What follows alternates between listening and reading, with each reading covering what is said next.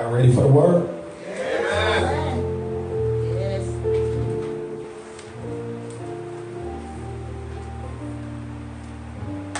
It's good to be in the land of the living one more time. Amen. So let me get these formalities out of the way before we dive into this word. Giving honor to Father God, from whom all blessings flow. His Son, our brother, that friend that sticks closer than any brother, Jesus Christ, and the Holy Spirit. It's good to be here. I heard about 2 people. I don't know about you, but it's good to be here. Yes. Amen. Thankful for several visitors that are here. Just to give you a little background, and then we're going to get into the word. First and foremost, I always am thankful for this young lady who is partially responsible for my being here.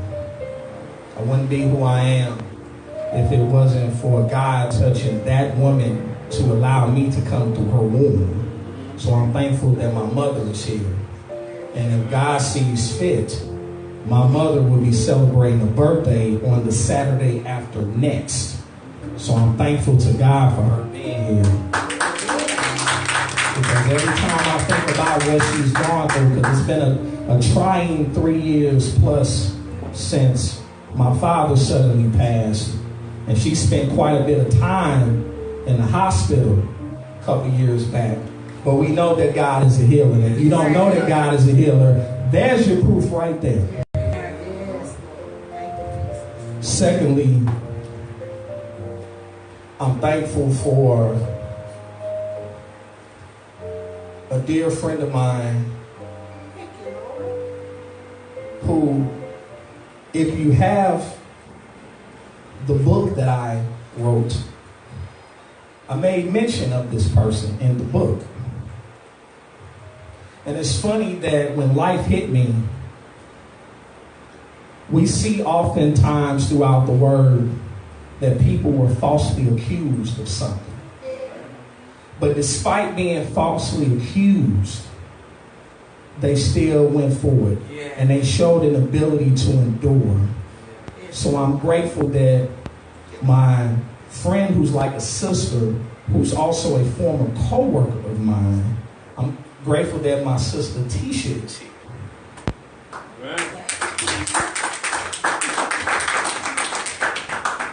And then finally, I'm also grateful for 3 people. I dedicated that book to 4 people. I'm grateful to see 2 of those people in the building. I mentioned my mother. If you have the book, I mentioned that I had 2 godsons.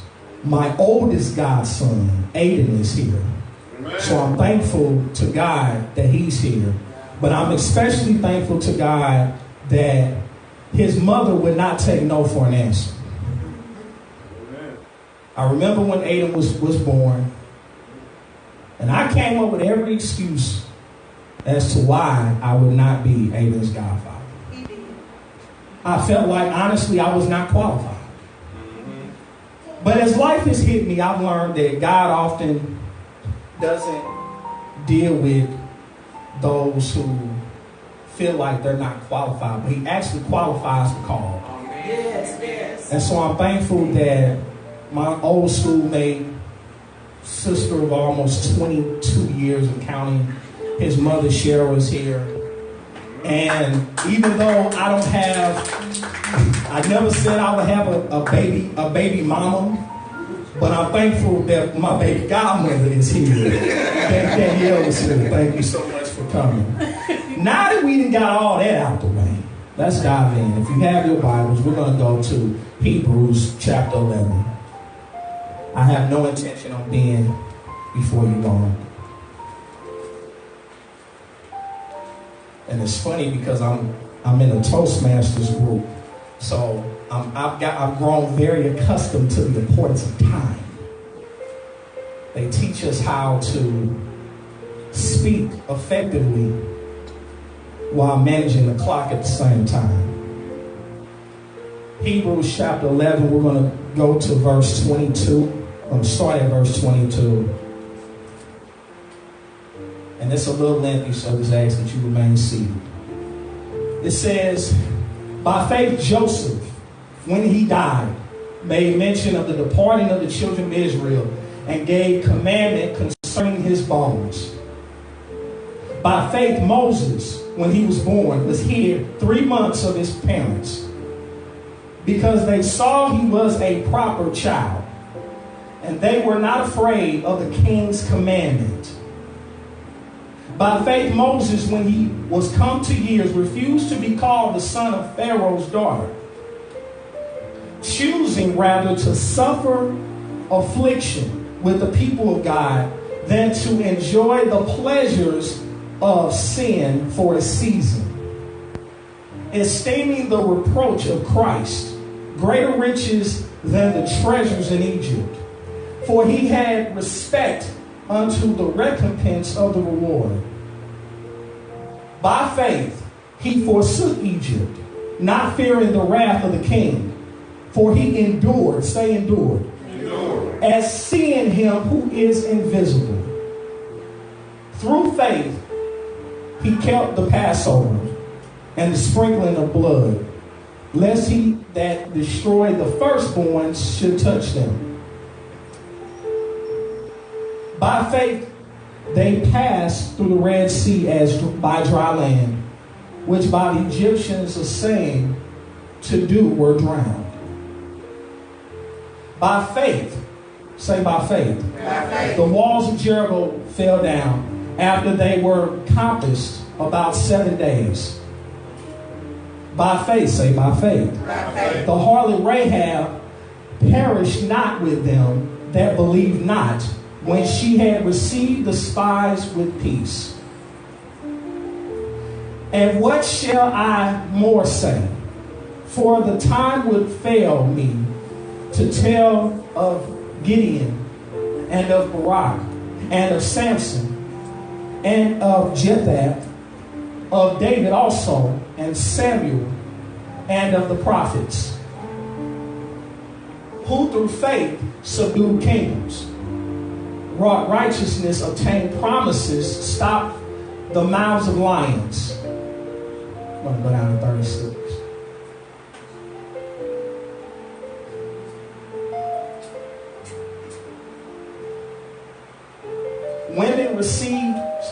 Women received their dead raised to life again, and others were tortured, not accepting deliverance, that they might obtain a better resurrection. Verse 36. And others had trial of cruel mockings and scourgings, yea, moreover, of bonds and imprisonment. For a thought, I want to challenge and encourage us from this thought. Your faith must endure the circumstances. Your faith must endure the circumstances. Question: have you ever wondered what determines if a person will or will not be successful? What are the vital ingredients necessary to be successful? For decades, consider the IQ test or the intelligence quotient to be an important measure of potential. However, through the years, we have seen many people with nearly genius IQs become colossal failures. More recently, some have even tried to measure a person's EQ or emotional quotient to determine an individual's chances to be successful. They tried to measure a person's ability to empathize with people, delay gratification, control impulses, persist and interact with others. However, once again, that data proved to be an inaccurate measure of potential. But there was a gentleman named Paul Stokes that came up with the AQ, or the adversity quotient, as being an excellent indicator of potential. Through his research, he discovered that almost all successful people in every field have one thing in common.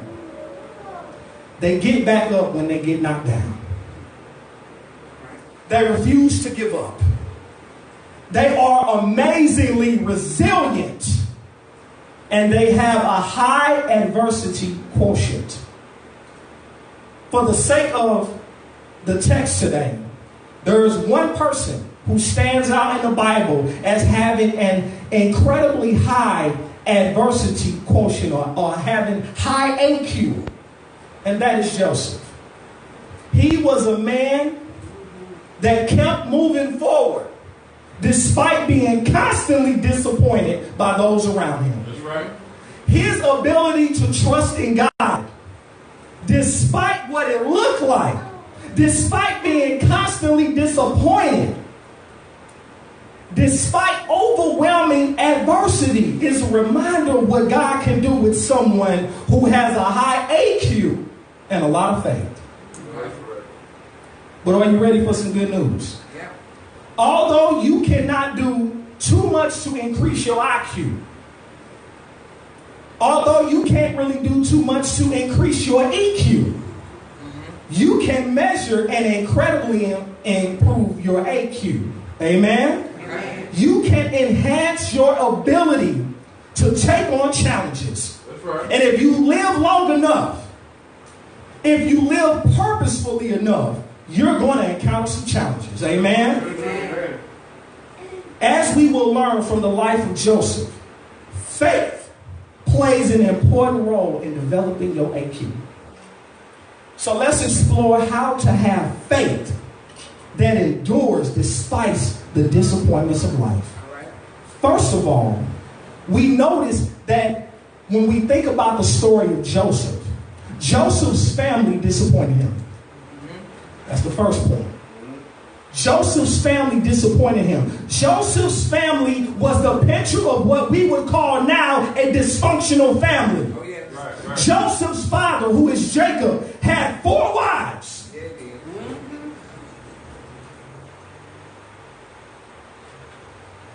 It ain't a lot of men here. So I'm going to tread lightly, Pastor. Men will say that it's very difficult to deal with one wife. Right. Jacob had 4. Right. I can't imagine what he was dealing with. Make it plain. He had 4 wives, of which Joseph's mother, Rachel, was the favorite. Right. Joseph's mother would die giving birth to the youngest brother, Benjamin. Jacob was an overindulgent father, and this was shown in the favoritism that he displayed towards Joseph. Jacob never tried to conceal he never tried to conceal his favoritism. Right, right. That means that he was in the face about it. He was in your face, like it was to the point that Stevie Wonder could see it. Right, it was right. that obvious. Right. He showered Joseph with attention and extravagant gifts. And then the 10 brothers of Joseph, they became extremely jealous. Yeah, right. They became jealous of Joseph's favorite status. Now, Joseph's father did not understand the depth of the brothers' hatred towards Joseph, Yeah. which opens the door for them to exploit and abuse Joseph. And the scripture reveals 3 main things that fueled the brothers' hatred towards Joseph. Number 1, Jacob made a special coat. The record said that Jacob made a special coat made for Joseph, which served as a constant reminder of his favorite status over the other brothers. And Joseph was constantly talking about or tattling on his brothers. You heard the phrase, now snitches get stitches? Mm-hmm. That's what would have happened to Joseph. That's kind of ultimately what happened to Joseph, but we're going to find out. The two dreams that Joseph related to his brothers, detailing how they would bow before him. And it kind of reminds me that when you tell somebody that you're going to bow before them, they're not going to take it too kindly. It kind of reminds me, because I took my godson last Sunday to see the Avengers, and it reminds me of the first Avengers movie when Loki decided that everybody was going to kneel before him. Yeah. Well, if you remember the movie, Captain America had a problem with that. And he said that the last time that he was in Germany and someone tried to force the people to yield or kneel before him, they had a disagreement. Too bad unfortunately, it didn't end well for the people in Germany, and it didn't end well for Loki. Right. But I digress. Jacob also dispatched Joseph to see about the well-being of his brothers. And they were grazing the flocks near Shechem, which was several miles north of Hebron. Not finding his brothers in the city, Joseph began to search the pasture lands. And a man who found him there directed him further north to the area of Dothan. And as Joseph approached, the brothers recognized him, and they plotted to kill him. And they would be rid of the dreamer. Their belief was that they would be rid of the dreamer once and for all. So not only did we see that Joseph's dysfunctional family disappointed him, we also see in the record that Joseph's employer disappointed him. And I'm thankful to God that one of my former co-workers is here, because she knows better than anybody how an employer can disappoint you. Right. Amen, lights. Amen. The Midianites sold Joseph to one of Pharaoh's officials, that he was sold to a man named Potiphar.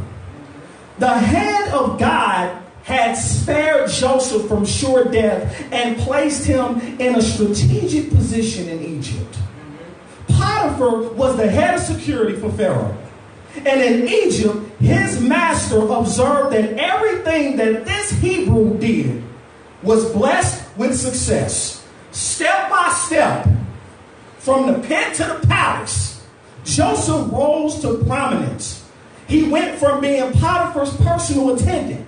He went to being the chief of the household servants. And then he went to the manager, to being the manager of Potiphar's entire estate.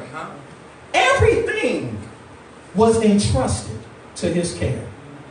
And the Lord showered blessing. Say blessing. Blessing. He showered blessing upon Potiphar's house. And the Egyptian came to trust Joseph implicitly. Joseph, while he was in the house of Potiphar, despite the prominence that he rose to, he faced temptation. His master's wife, Potiphar's wife, had her eyes on Joseph. She constantly urged him to become sexually involved with her. Right. But Joseph, my man Joseph, he firmly rejected the advances of her for two reasons. Number one, he could not betray the trust of his master. Yeah. And secondly, he refused to sin against God. Yeah. Joseph, however, will be disappointed by his employer as he becomes the victim of misrepresentation at the hands of a woman scorned. Growing up, I heard the term, hell hath no fury like a woman scorned. It got to a point in the text that she embraced him one day when they were alone in the house and urged him to lie with her, to lay down with her. In 2019 terms, she urged him to assume the position. Some of y'all caught that. But watch this. Joseph fled from her presence.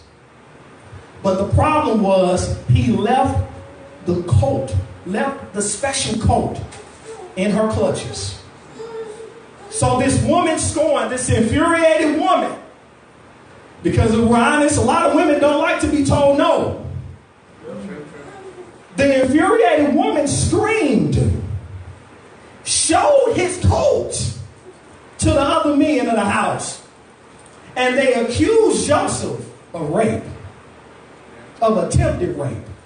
Now Potiphar was convinced by his wife's story, and he ordered Joseph to be thrown into a pit.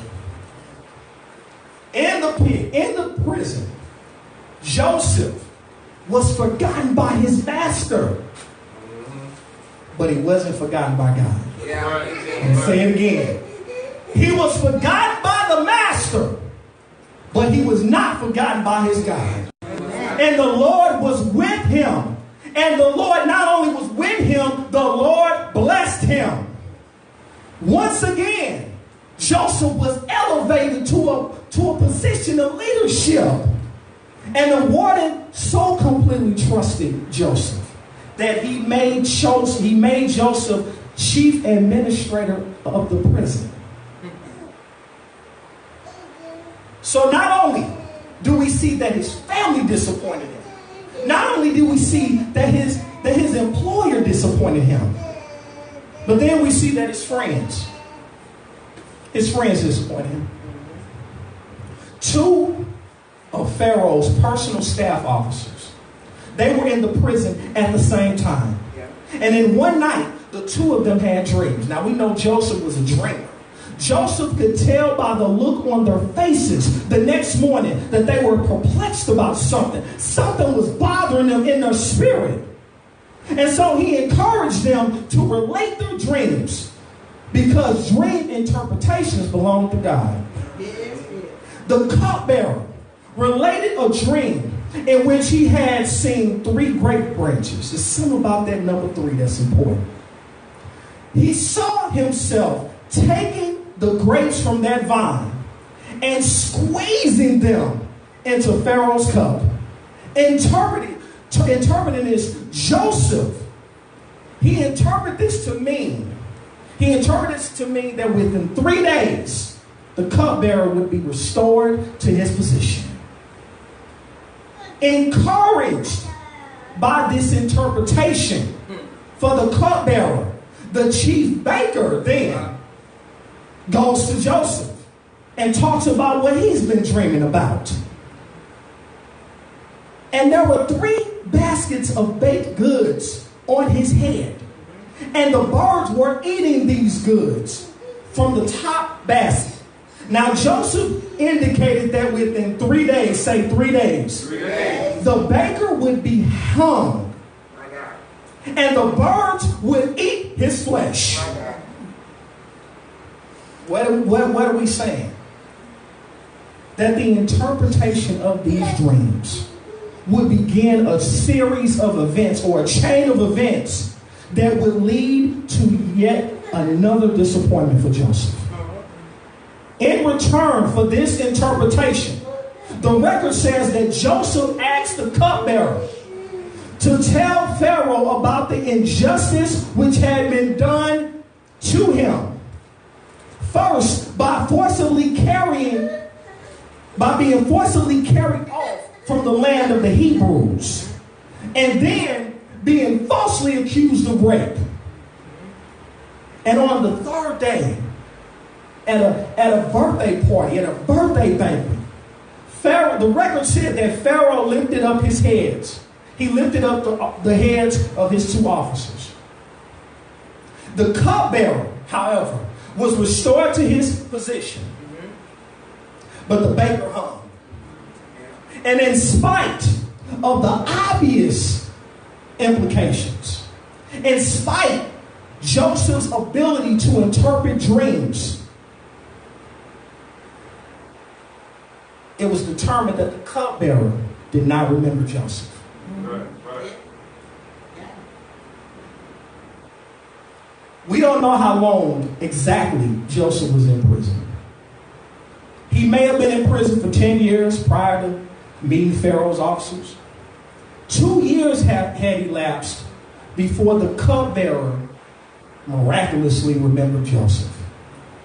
Pharaoh would begin having dreams that will greatly trouble him, jogging the memory of the cupbearer. Yeah. That same cupbearer that forgot about Joseph. Now all of a sudden he remembers. And God will use these events to not only restore, but bless the life of Joseph. 3 things I'll lift up to you, and then I'm done. 3 things, 3 lessons that we can learn from Joseph's life that will help us develop a faith that can endure despite the circumstances of life. First of all, we have to realize that people are all imperfect. Yeah. That's good. We got to learn to expect some disappointment.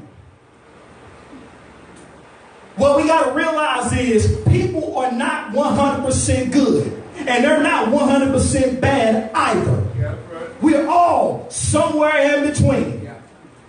But one thing that I know in my walk with God is that I love the fact that God is married to the backslider. Say amen to that. Even those who we perceive as being the worst people in the world, they all have some good qualities.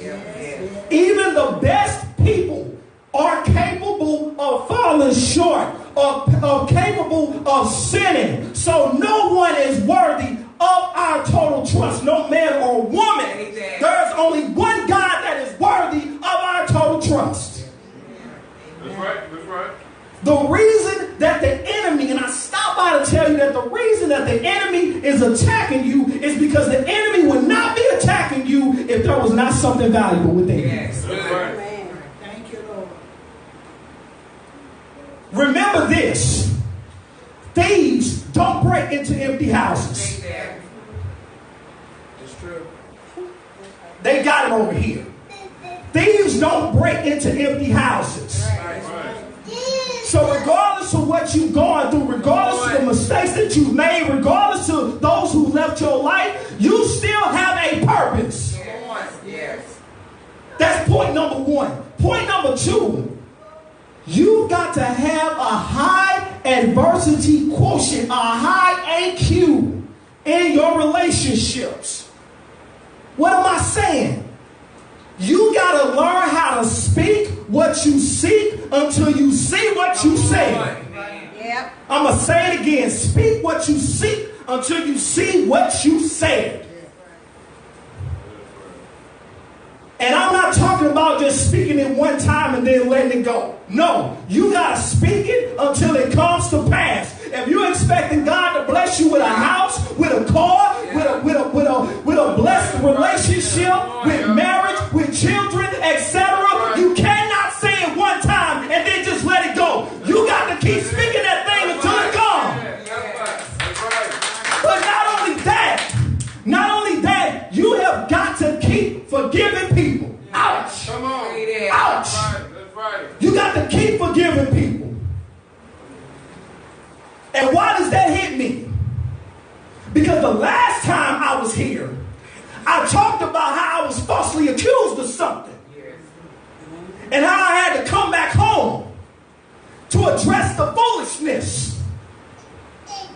I said I was falsely accused of sexual assault. But God, say but God. But God. If you remember from the last message, I said that without me having to speak a word, God wiped away everything. Thank you, Lord. See, when you have your own relationship and connection to God, God will show up and do just that. But you got to be able to deal with the adversity. You got to be able to keep going when life punches you in the mouth. And the thing about it is, life will undoubtedly bring you to your knees. That's real. But one of my mentors, the great Les Brown, always said, if you fall down, make sure you land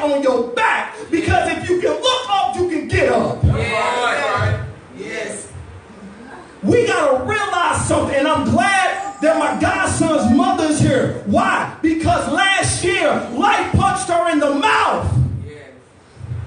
Her mother was in and out of the hospital. Her mother died in January. But did she start blaming God? No, she did not. Did it make her walk away from God? No, it did not. Right. Does she still have the ability to bless God despite the circumstances? Yes, she does. Why do I know that? Because I was there. And sometimes when life hits you, you will see who's there for you. You will see who's really there for you, who really has your best interest at heart, and who is just playing games. So be thankful for the adversity that comes in your life. But not only that, you got to avoid allowing yourself to become skeptical, bitter, and an accusing person. Never tell you right now, don't allow, never let the lack of support deter you from your mission in life. That's good. Never do it. I've seen many people who are gifted, who have been blessed with the ability to be blessings for the kingdom. But because they didn't have the support of the people that was closer to them, they're sitting on their gifts. They're sitting on it. That's right. They're coming with every excuse possible as to why they're not doing what God told them to do. That's real. But as I said last time, choices have consequences. Yep. That's right. And if you're not careful, you're putting the people that you're worried about on the same level as God. My God. Yeah. That is a problem. Yes, it is. And it's going to come to a point. It's going to come to a point in time where we got to distance ourselves from still people. Arian, what you mean? What you mean by still people? I'm glad you asked. You got to stay away from still people. People who are still broke. People who are still borrowing. People who are still complaining about the same situation. Still majoring in the minor things. You got to stay away from people who are still hating. People who are still running after the same boy posing as a man. You got to stay away from people who are still womanizing. Stay away from people who are still man-hating, still insecure, still childish, still stuck on stupid, still ahead. You got to stay away from them. Stay away from those still people. Right. Because it gets to a point in time where you have to say enough is enough. I'm sick of hearing it. You've been saying that for 5 years now. And the thing is, when a person truly becomes sick and tired, that's when they make the change. Yes. Come on. They make the change in their actions, in the way they walk, in the way they talk. Yes. But until then, allow them to stay in their pity party. Yeah. Joseph, my man, he never let his disappointments and people destroy him. Yes.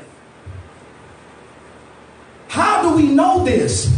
Because those same brothers that sold him out, the record says that his brothers came to Egypt seeking food. And mind you, he was in a position to get revenge. Yeah. He was in a position to say, you know what? I ain't got nothing for them. Yeah. Because I remember what they did to me. That's right. But Joseph didn't take that position. Yeah. He didn't do it. What he did was, he was there for his brothers. Yeah. Yeah. Those same brothers that sold him into slavery. That's one of the things I respect about Joseph. Yeah. Because I've been through that in my own life. So it resonates for me. It touched me. But not only that, he instead forgave them Yes. and took care of their needs. Yes. Right. So after you realize that people are all imperfect, that we have to learn to expect some disappointment, after you understand and acknowledge that you have to have a high AQ or adversity quotient in your relationships, you finally have to put your trust, your total trust in God. Jesus, Yahshua, is the only one who's worthy of our complete trust. And throughout the story of Joseph, we see that God can always be trusted even in the most difficult of times. God can help us develop a high AQ, and the ability to take on any situation, any challenge that comes our way. And Joseph's story, as I go to my seat, Joseph's story should encourage us, as the seasoned folks say, to keep on keeping on. Yeah. To be able to press on despite life's disappointments that will help us develop a faith that endures. We're living in a day and time, and I'm really done, but we're living in a day and time where people, when life hits them, they don't know how to endure. That's one of the things that I respect about the generations before mine. Right. That they learned the importance of being able to endure. I never thought that we would be in a situation or a time where everybody is just so sensitive. You have to say everything the right way, because you don't want to ruffle people's feathers. Right. But the thing about it is, just because someone does not agree with you 100%, does not mean that they don't love you, does not mean that they don't respect you, does not mean that you're not of value or what you say don't matter. Right. That's right. But that's what 2019 teaches us in these sad days and times. True. Right. I've seen marriages fall apart over one issue, one disagreement. Yeah. One. What happened to for better or for worse? Yeah. I know that's right. It didn't say for better or for convenience. I know that's right. But people don't want the worse. They want the better, but they take issue with the worse. Yeah. But the thing is, it's easy to be thankful for the better, but you gotta be thankful for the worse as well. Because it's in those worst moments where you find out how strong you really are. It's in those worst moments that you find out that you can only depend on God. It's in those worst moments that when people walk away from you, all you can do is stretch your hand out and say, Father, I stretch my hand to thee. No other help I know. If thou withdraw thyself from thee, where shall I go? It's in those moments. It don't happen in the better moments. It happens in the worst moments. The worst moments is what teaches your character. It's what builds your character. That's right. Yes. But the thing about it is, we live in a society right now that lacks character, that lacks testicular fortitude. Yes. People always talking about keeping it 100. In the process of keeping it 100, that means that I'm going to say some things you don't like. Say that. The question is, can you respect me in spite of? Yes. Can you respect me in spite of the disagreements? Yes.